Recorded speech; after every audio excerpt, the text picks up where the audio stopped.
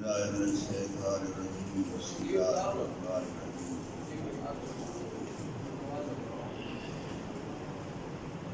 الحمد لله رب العالمين والصلاة والسلام على سيد الأنبياء والمرسلين وعلى آله الطيبين الطاهرين المعصومين الذين أذهب الله عنهم الرجس وطهرهم تطهيرا.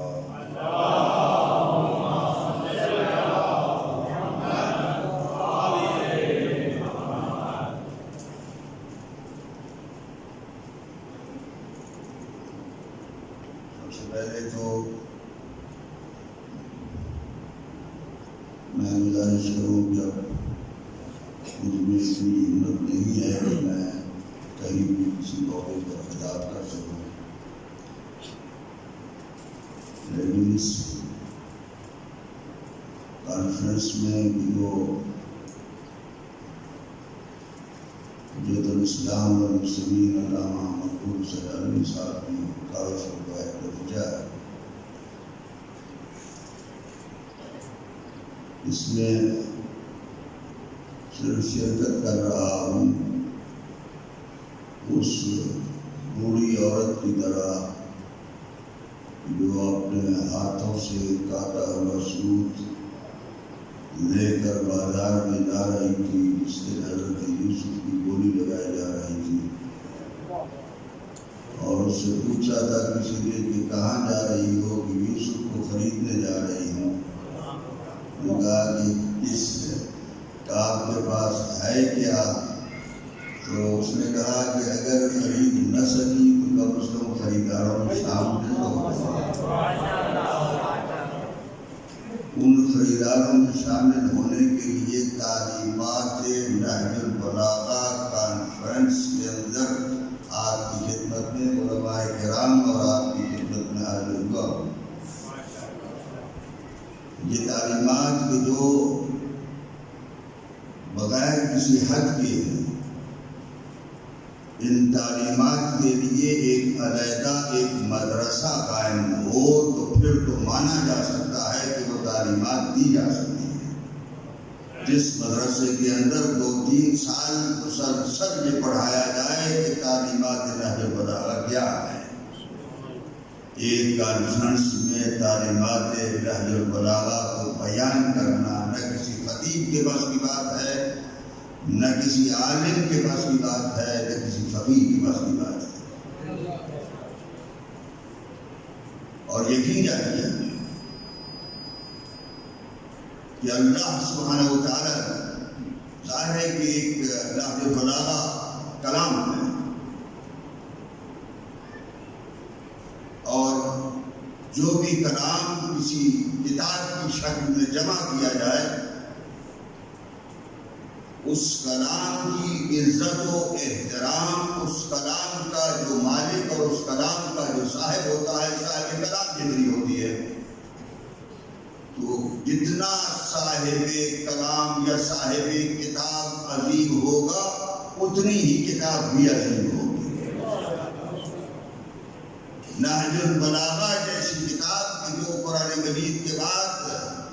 مخلوق میں سب سے اعلیٰ کتب میں شمار کی جاتی ہے، اس کتاب کے اندر جس کے اندر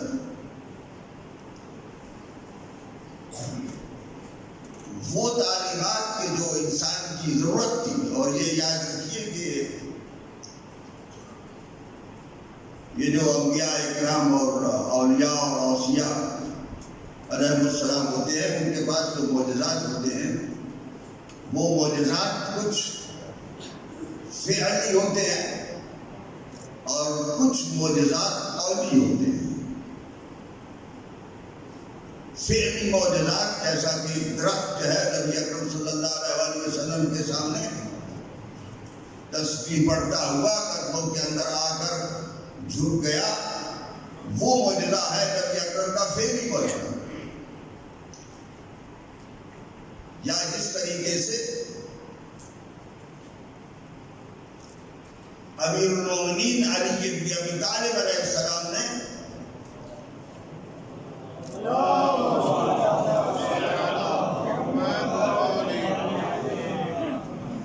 صلوات پڑھتے ہوئے ذرا جھجکیے نہیں، مل کر ذرا صلوات کریں.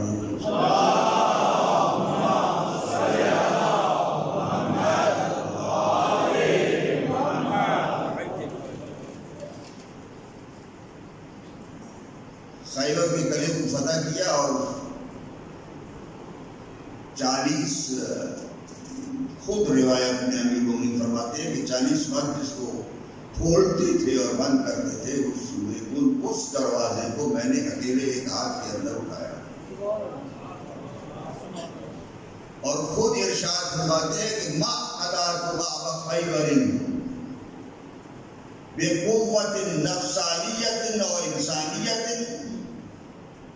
بل بقوت ربانیت.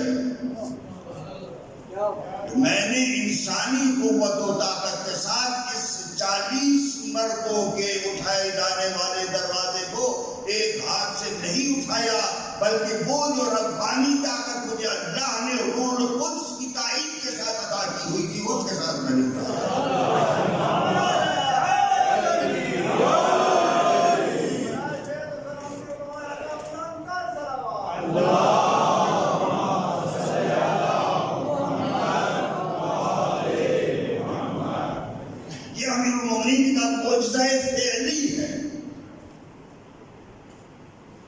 مبصر کروں کہ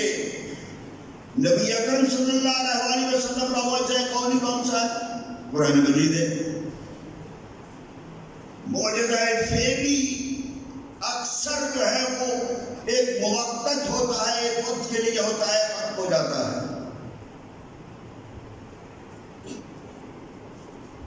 جیسے کہ سارے معجزے انبیاء کے ختم ہو گئے، ان کے زمانے کے اندر تھے. ہاں نبی اکرم صلی اللہ علیہ وسلم کا ایک معجزہ باقی ہے ابھی تک، اور وہ شاید آپ جانتے ہوں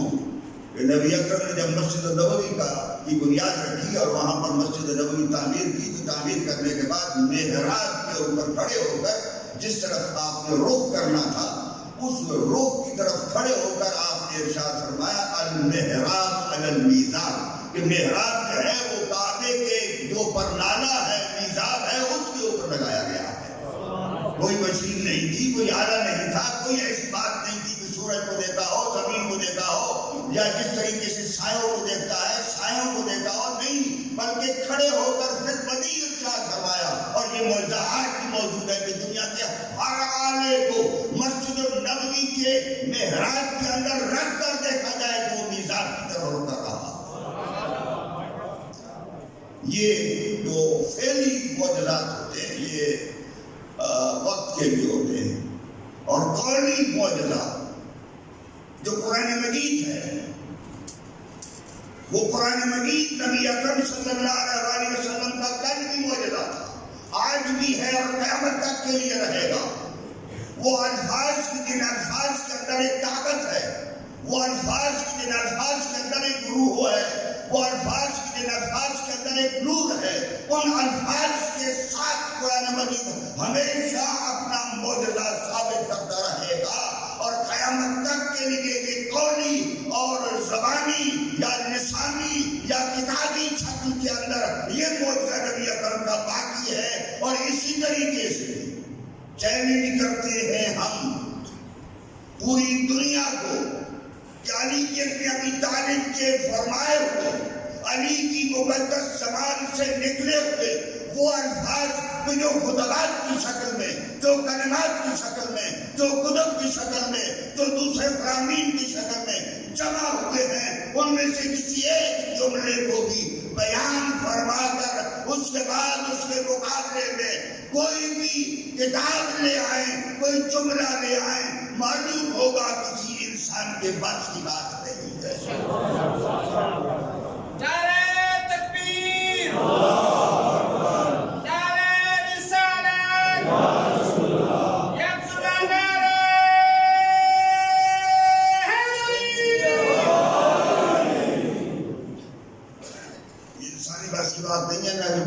کلمات کو بیان کرنا، یعنی ان کے بیان کرنے کی، ان کی تعبیر بیان کرنے کی انسانی بس نہیں، یہ الہام ہے، یہ روح القدس کی تائید کے ساتھ زبان حرکت کر رہی ہے۔ مبارک زبان امین المومنین کی اور کائنات کے امام کی،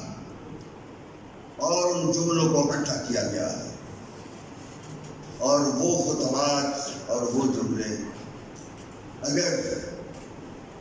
جتنی بھی صفات حسنہ ہیں ان سب کو بیان کیا جائے علیحدہ علیحدہ، جتنی کتابوں کے اندر سے اس صفت حسنہ کو، اس خوبی کو بیان کریں گے، ان سب کے مقابلے میں جو نہج البلاغہ کے جملات ہیں وہ ان سے بہتر نظر آئیں گے۔ بلکہ میں یہ کہوں گا کہ یہ سچ ہے، دیانت ہے، ایمانداری ہے، جتنی بھی اچھی صفات ہیں یہ سارے کے سارے شیعہ ہیں۔ اگر آپ سمجھیں تو یہ سارے کے سارے صفات شیعان علی ابن ابی طالب علیہ السلام ہیں، اس لیے کہ ہر صفت کا مرکز اعلیٰ اور مرکز عدم جو ہے وہ علی ابن ابی طالب ہے، اور اس صفت کو جب علی کے اوپر رکھ کر دیکھتے ہیں تو آپ کو وہ صفت علی کے ہاں نظر آتی ہے، اس لیے کہ وہ صفت شیعہ ہے، اور علی نے یہی ارشاد فرمایا ہے کہ میرے شیعہ جو ہیں وہ عزیز ہوتے ہیں، وہ عزت والے ہوتے ہیں، اس لیے کہ عزت بھی شیعہ ہے، کسی دوسرے مذہب سے تعلق نہیں رکھتی ہے۔ کوئی بھی صفت لے لیں، کوئی بھی صفت لے لیں، وہ ساری کی ساری صفات جو ہے وہ شیعہ۔ اب کوئی کسی کو اگر ان سب کو کافر کہتا ہے تو یہ ساری صفتیں بھی کافر ہے، مطلب اللہ ہے نہیں۔ خداوند عالم سبحانہ و تعالیٰ ہمیں توفیق عطا فرمائے۔ یہ معجزہ ہے علی ابن ابی طالب، نہج البلاغہ ایک معجزہ۔ ابھی میں نے آپ کو عزت کے بارے میں بات بتائی تو اب کوئی تعلیمات ظاہر ہے کہ میں اتنی میں مختصر سے وقت کے اندر ایک دو چیزیں عرض کرتا ہوں، اور اس میں جو ابھی عزت کا لفظ آ گیا تو ذہن میں امام جعفر صادق علیہ السلام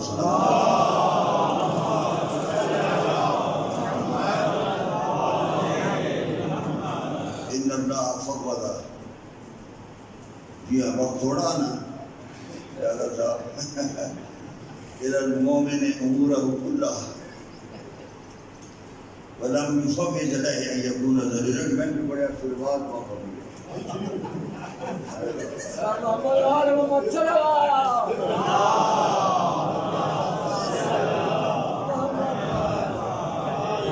آج میں گوڑی بھی کھا کے آیا، درد کی ہیں، اس واسطے میں تھوڑا یہ بول رہی ہوں۔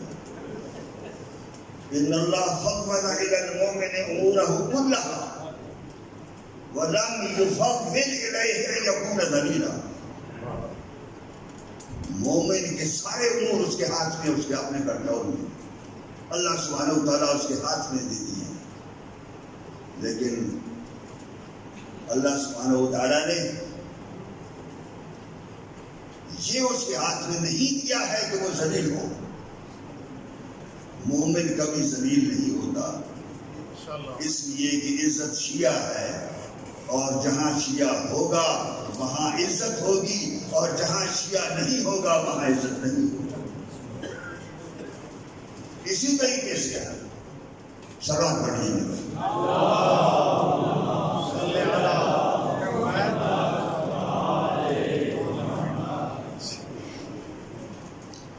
امیر المومنین نے حارث حمدانی سے ارشاد فرمایا کہ حارث جب ان کو گورنر بنایا، کوئی ایسا کام نہ کرنا کہ جس کے اندر تمہیں عذر کرنا پڑے، کیونکہ عذر سے ایک مومن جو ہے وہ عزیز نہیں ہوتا، بلکہ اس دنیا کے اندر اس کی عزت جو ہے وہ نہیں رہتی۔ جب عذر کرتا ہے،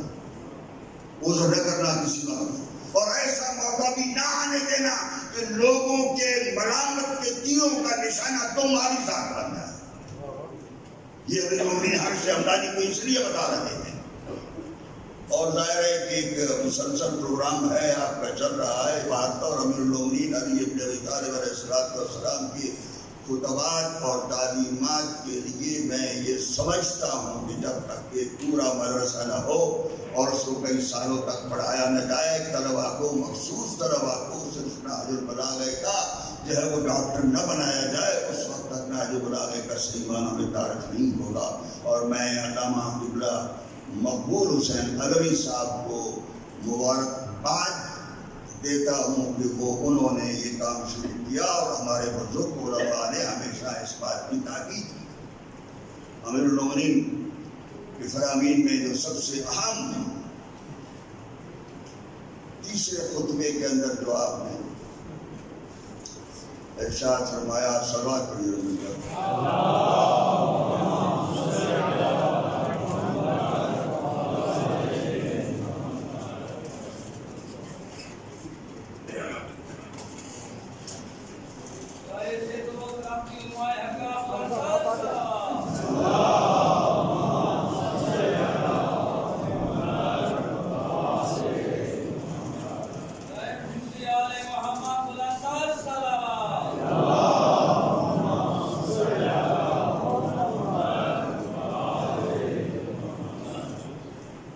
خلافت الہیہ پر دوسرے لوگوں نے قبضہ کیا اور امیر المومنین نے اس کو بیان کروایا، اس وقت وہ اس کو دوسری شکل دے دی۔ امیر المومنین نے اس کا جو خاکہ کھینچا ہے اپنے اس دل اور دکھ اور درد کے ساتھ، یہ کتاب ہے علی اکیلا تھا، اکیلا ہے اور اکیلا رہے گا۔ علی کل بھی اکیلا تھا، آج بھی اکیلا ہے اور آئندہ بھی اکیلا رہے گا۔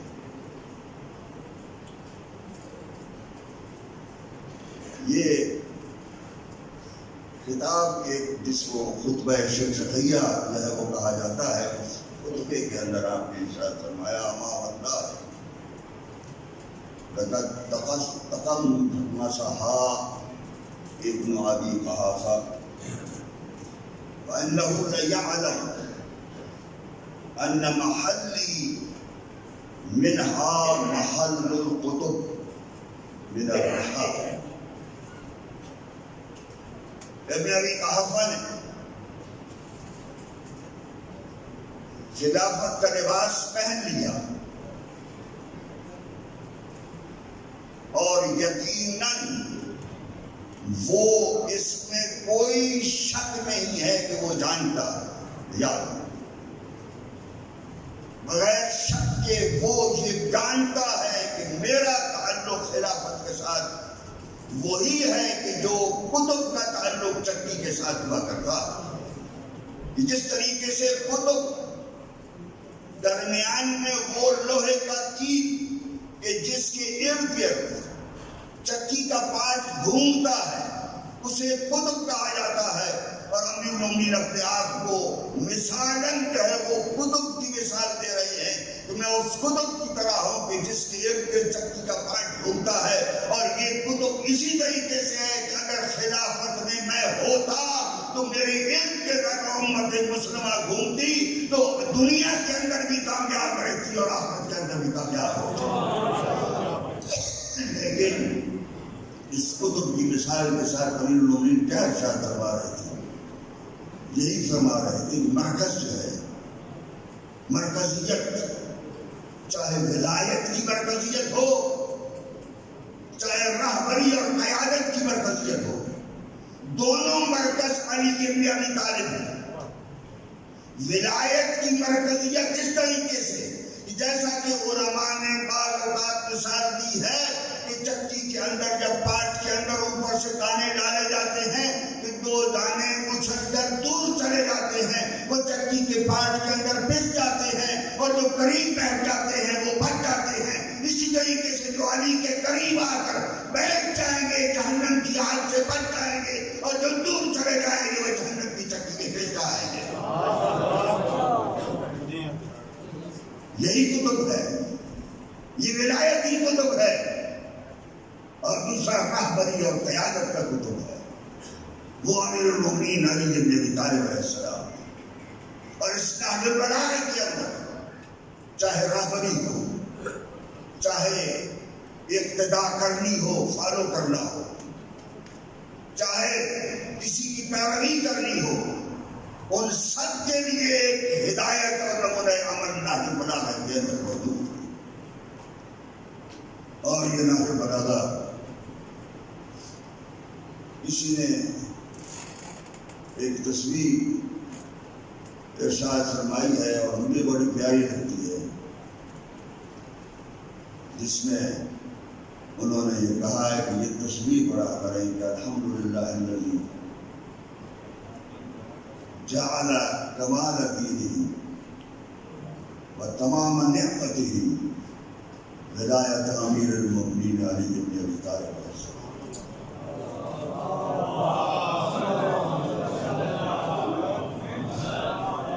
حمد ہے اس ذات کی جس نے اپنے دین کی تکمیل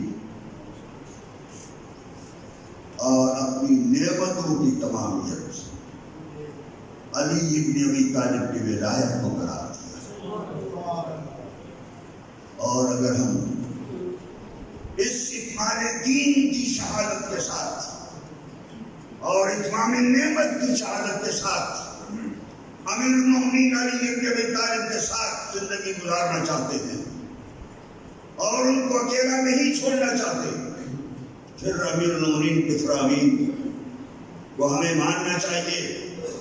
اور اس کے اندر امیر المومنین جتنا بھی ہمیں ارشاد فرمائے ہدایت اور راہبری کے لیے، اس ہدایت و راہبری کے لیے ہمیں اتباع کے لیے ہر وقت تیار رہنا چاہیے. جیسا کہ عام طور پر معاشرے کے اندر یہ ہے کہ امیرونی نے فرمایا اذا قدرت علی العدو، جب دشمن پر تمہیں طاقت ہو جائے نہ غالب ہو جائے، دشمن ہے اس پر غلبہ کرنا، جب دشمن پر تمہیں طاقت اور غلبہ ہو جائے فجعل العفو عنہ شکرا للقدرت علیہ، تو وہ جو اس دشمن کو معاف کرنا، ہم تو کہتے ہیں نا اب میرے قابو میں آیا ہے اور میں اس کو چھوڑوں گا نہیں، شیعہ نے علی کی صفت دی معاف کرنا، اس قدرت کا شکر بنا ڈالو کہ تم شکر ادا کرو اللہ کا کہ اس نے آپ کو قدرت کی ہے اپنے دشمن کے اوپر، اور اس دشمن پر کامیابی کے لیے شکر ادا کرو، اس مومن کو معاف کرو. اگر زندگی کے اندر امیر المومنین کے ایک فرمان کو بھی اپنی عادت بنا ڈالے اور اپنی سیرت بنا ڈالے تو اس سے بہتر تعلیمات نہج البلاغہ کانفرنس سے شرکت کا شہرہ جو ہے وہ امپیکٹ نہیں ہو سکتا. اللہ تعالیٰ سے دعا مانگتا ہوں ہمیں نہج البلاغہ کی سمجھنے کی، بیان کرنے کی، سننے کی، اس سے نصیحت حاصل کرنے کی ہمیں توفیق عطا فرمائے. اللہ سبحانہ و تعالیٰ مولانا کو موفق فرمائے کہ وہ زیادہ سے زیادہ نہج البلاغہ کی خدمت کر سکیں، اور ہمیں موفق فرمائے کہ ہم ان کی زیادہ سے زیادہ محبت اور تعاون کر سکیں. ربنا تقبل منا انک انت السمیع العلیم.